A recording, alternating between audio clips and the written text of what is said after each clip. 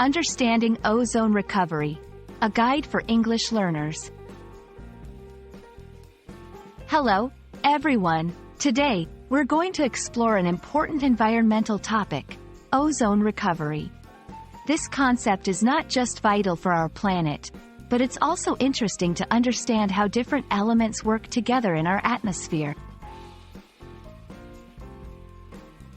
The ozone layer is a protective shield in the Earth's stratosphere.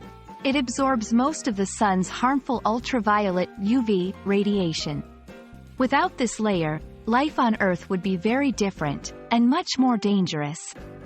The ozone is made up of a special type of oxygen molecule, which is very good at absorbing UV rays. In the late 20th century, scientists discovered that the ozone layer was thinning.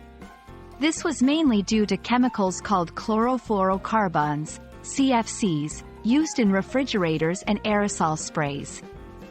When CFCs reach the ozone layer, they cause ozone molecules to break apart, creating what is known as an ozone hole.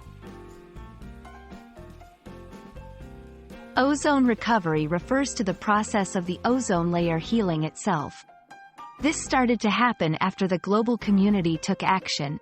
In 1987, many countries agreed to the Montreal Protocol, an agreement to phase out the use of CFCs and other harmful chemicals. Since then, the ozone layer has been slowly recovering. Ozone recovery is crucial for protecting life on Earth.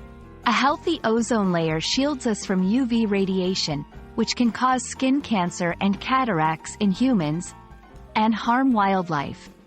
It's a perfect example of how global cooperation can lead to positive environmental change. I hope this video has given you a clear understanding of ozone recovery and its significance. It's a topic that shows us the power of collective action in solving global issues. Thanks for watching, and stay curious about our amazing planet.